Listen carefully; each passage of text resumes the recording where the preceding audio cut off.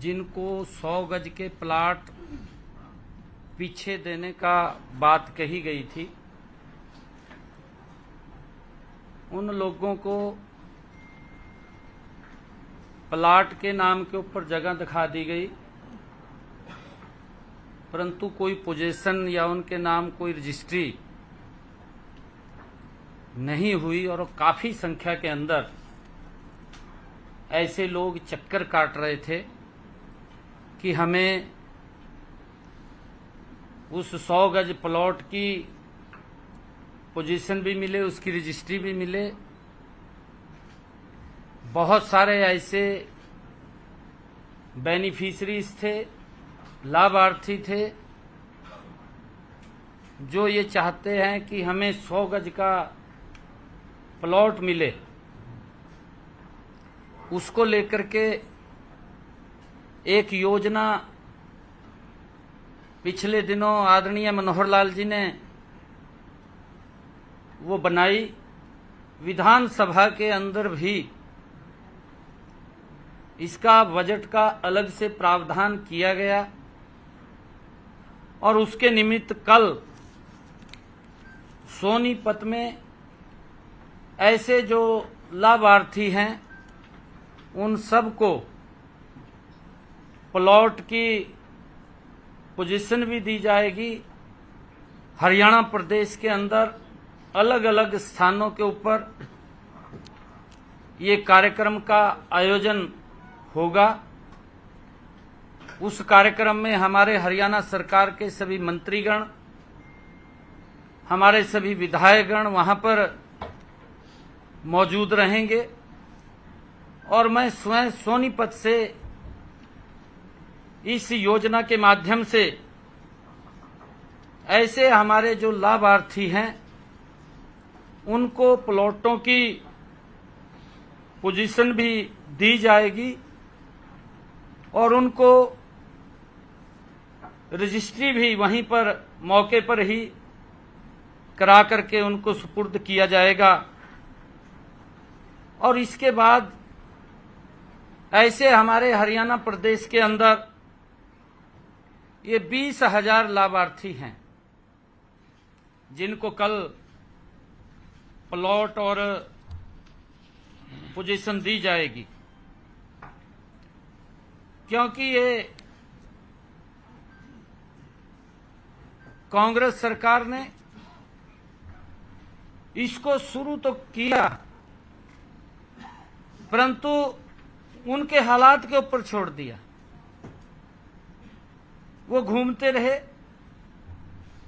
ना उनके पास कोई कागज था, ना उनके पास कोई रजिस्ट्री थी।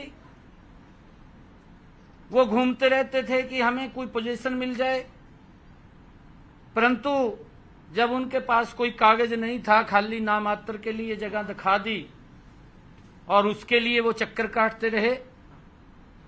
ऐसे सब उन गरीब लोगों को, जो बीपीएल परिवार के लोग हैं, उन सब को ये 20,000 इस प्रकार की संख्या थी, लोग थे, उनको ये पोजीशन देने का काम किया जाएगा। और कांग्रेस जो ये महात्मा गांधी बस्ती योजना, ग्रामीण बस्ती योजना का ये ढंढोरा पीटते रहे और ये उनके हालात के ऊपर कांग्रेस ने गांधी जी के नाम के ऊपर इस योजना को शुरू किया, परंतु उसको अमली जामा नहीं बनाया, खाली नाम दे दिया, उनके हालात के ऊपर छोड़ दिया। हमने ये निर्णय किया है इस समस्या के समाधान के लिए मुख्यमंत्री ग्रामीण आवास योजना के अंतर्गत सभी लाभार्थी, जितने ये लाभार्थी थे, उन सबको प्लॉट का कब्जा भी दिया जाएगा, उनको रजिस्ट्री भी बना करके दी जाएगी। और उसके बावजूद ऐसे अगर जो और लाभार्थी हैं जो शेष बचेंगे उनकी संख्या ये लगभग 20,000 है और 7,775 ऐसे जो लाभार्थी हैं जिनको कल ही ये पोजीशन भी देंगे, कब्जा भी देंगे और उनकी रजिस्ट्री भी कराएंगे।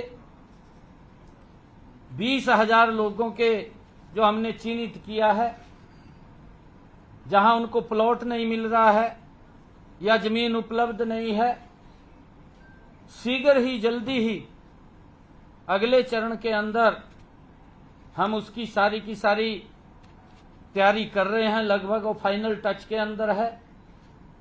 उनके खाते में भी 1-1 लाख रुपया वो प्लॉट खरीदने के लिए वो प्लॉट खरीद सकें, वो पहुंचाने का काम भी जल्दी ही हम करेंगे।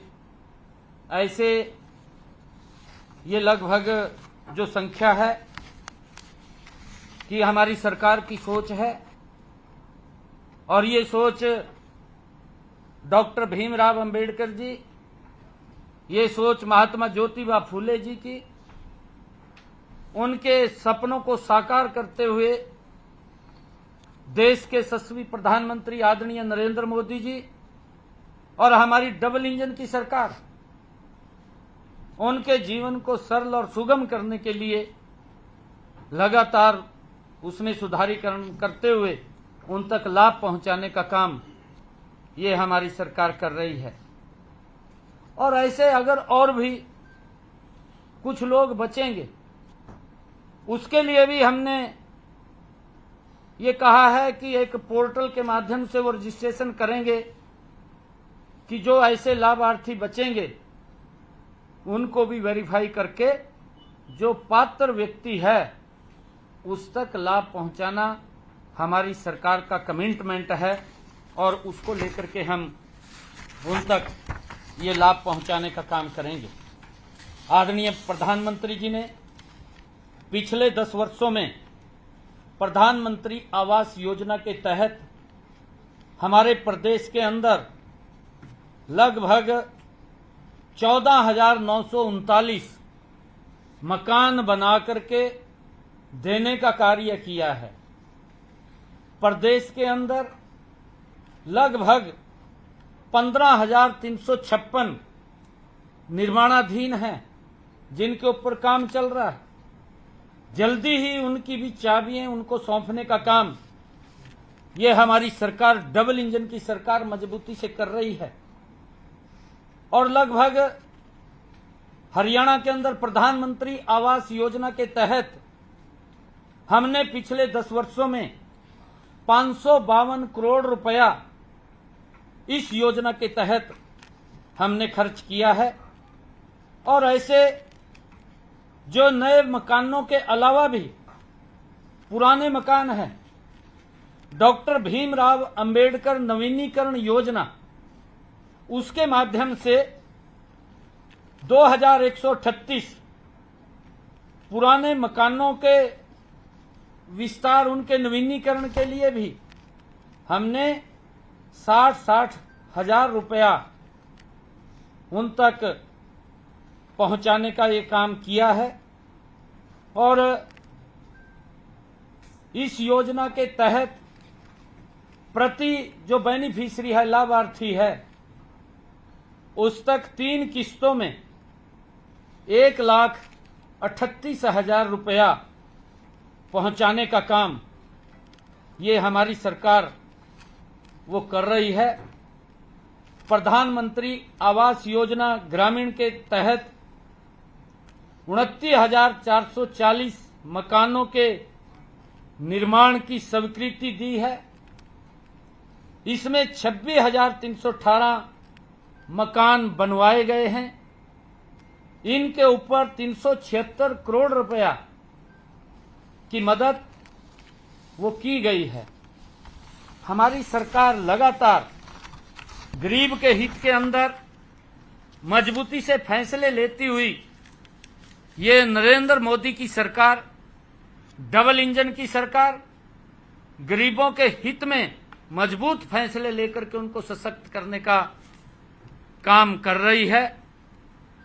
मुझे मैं आज आप लोगों के माध्यम से देश के यशस्वी नेता, दुनिया के लोकप्रिय नेता, जो आज तीसरी बार भारत के प्रधान सेवक के रूप में, जिनके मन में गरीब को लेकर के पीड़ा है, जिनके मन में किसान को लेकर के पीड़ा है, जिनके मन में महिलाओं को सशक्त करने के लिए जो उनके मन में पीड़ा है, जिनके मन में युवाओं को उनका विश्वास बढ़े और युवा आगे बढ़े, उसको लेकर के चिंता करते हैं, ऐसे यशस्वी नेता आज तीसरी बार इस देश की बागडोर संभालने का काम करेंगे।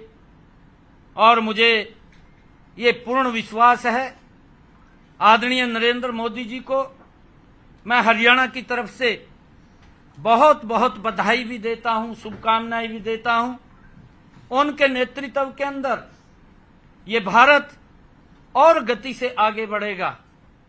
जो आदरणीय मोदी जी का संकल्प है कि हमने भारत को 2047 तक ये विकसित राष्ट्र बनाना है, हरियाणा पूर्ण रूप से आदरणीय मोदी जी के साथ खड़ा होकर के उनके इस संकल्प को साकार करने में मजबूती प्रदान करेगा। और मुझे आज आप लोगों के माध्यम से ये भी एक बात और कहनी है कि जो कांग्रेस के युवराज जिस प्रकार से ये पवित्र संविधान की बुक लेकर के वो पूरे देश के अंदर गरीबों को उनको लाभ तो देने की बात 60 सालों के अंदर कांग्रेस ने नहीं की, परंतु ये झूठ का डंडोरा पीटने का काम ये कांग्रेस के युवराज, कांग्रेस के नेताओं, घमंडिया गठबंधन के लोगों ने जो ये देश के गरीबों को ऊपर अत्याचार किया है, उनको भ्रमित किया है, उनको झूठ के जंजाल में फंसाने का काम किया है। ये दुर्भाग्यपूर्ण है कि मोदी जी आएंगे तीसरी बार और वो संविधान को समाप्त कर देंगे, आरक्षण को समाप्त कर देंगे। इस प्रकार का पाप कांग्रेस और घमंडिया गठबंधन के लोगों ने किया है और उस पाप के आधार के ऊपर ही, क्योंकि जो सीटें उनकी आई हैं वो इसी झूठ के आधार के ऊपर आई हैं, देश इसको समझ रहा है। आज देश पूर्ण रूप से समझ चुका है कि ये जो बुक, ये जो पवित्र संविधान जिसका सम्मान कभी भी कांग्रेस ने नहीं किया है, मैं आज आपके बीच में कहना चाहूंगा, सबसे पहले जो डॉक्टर भीमराव अंबेडकर जी ने विरोध किया था लोकसभा के अंदर, उन्होंने ये बात खड़े होकर के कही थी कि जो धारा 370 है, जो जवाहरलाल नेहरू जी ने उसको शामिल किया था, धारा 370 बनाई थी, डॉक्टर भीमराव अंबेडकर जी ने उसका विरोध किया था कि धारा 370 इस पवित्र संविधान में शामिल नहीं होनी चाहिए। संविधान की मूल भावना के साथ खिलवाड़ करने का काम सबसे पहले अगर किसी ने किया वो कांग्रेस पार्टी ने किया। मुझे बड़ा दुख होता है, लगातार बाबा साहब के इस पवित्र संविधान को कांग्रेस और घमंडिया गठबंधन के लोगों ने मंचों के ऊपर अपमानित करने का काम किया है। उनको देश से माफी मांगनी चाहिए। और मैं ये भी बताना चाहता हूं कि जब दूसरी बार इस पवित्र संविधान से डॉक्टर भीमराव अंबेडकर जी की मूल भावना से कांग्रेस ने इससे खिलवाड़ करने का काम तब किया जब 1975 में इमरजेंसी लगी। इंदिरा गांधी ने उस समय के अंदर संविधान जो हमारी धारा 39 है, धारा 39 के अंदर ये प्रावधान ये कांग्रेस पार्टी ने किया। और ये किया कि अगर प्रधानमंत्री छल से, कपट से, बेईमानी से या किसी और अन्य संसाधनों से, चाहे वो पैसे के बल के ऊपर हो, चाहे वो भ्रष्टाचार के बल के ऊपर हो, चाहे देश के लोगों का शोषण करके वो जीत जाए, तो उसको मान्यता देनी पड़ेगी। ये धारा 39 के अंदर, इस संविधान के अंदर, ये कांग्रेस ने ही पाप किया था। इस संविधान की पवित्र मूल भावना के साथ खिलवाड़ करने का काम ये कांग्रेस पार्टी ने ही किया था। आज देश समझ रहा है। और साहबानों, रात के 2 बजे कोर्ट के दरवाजे खोलना एक विशेष व्यक्ति के लिए, उसको लाभ देने के लिए, उसको बचाने के लिए, जिसने एक जघन्य अपराध किया हो, उसके लिए रात के 2 बजे कोर्ट खुल जाता है। तब इस डॉक्टर भीमराव अंबेडकर जी की भावनाओं को आहत करने का काम, इस पवित्र संविधान को उन्होंने अपमानित करने का काम ये कांग्रेस और घमंडिया गठबंधन के लोगों ने किया है। मोदी जी ने तो पिछले 10 वर्षों में इस देश को इस पवित्र संविधान के डॉक्टर भीमराव अंबेडकर जी की भावनाओं के अनुरूप चलाने का काम किया है। इन्होंने कभी डॉक्टर भीमराव अंबेडकर जी को सम्मान नहीं दिया। मोदी जी ने तो इन 10 वर्षों में डॉक्टर भीमराव अंबेडकर जी के जो पंच स्थान थे, उनको पंच तीर्थ के रूप में विकसित करके डॉक्टर भीमराव अंबेडकर जी को सम्मान देने का भी काम किया है। ये कांग्रेस के लोग ये झूठ के आधार के ऊपर ये जीत करके आज कुछ सीटें आए हैं, परंतु देश इनको कभी माफ नहीं करने वाला है। और कल जैसा मैंने बताया है कि कल उस वर्ग के लिए, जिस वर्ग के अधिकारों की सुरक्षा करने का काम डॉक्टर भीमराव अंबेडकर जी ने किया है, महात्मा ज्योतिबा फुले ने किया है, कागज भी नहीं दिया, उनको बोल दिया कि ये 100 गज का प्लाट वो घूम रहे थे, उनको सम्मान देने का काम भी कल हम करेंगे, हमारी सरकार करेगी। मैंने इतनी बात आपके बीच में कहनी थी। बहुत बहुत धन्यवाद। ये सीएम साहब, प्रदेश में कितने आवासीय हैं, कोई सरकार ने सर्वे करवाया है? बिल्कुल, इसका सर्वे कराया मैंने।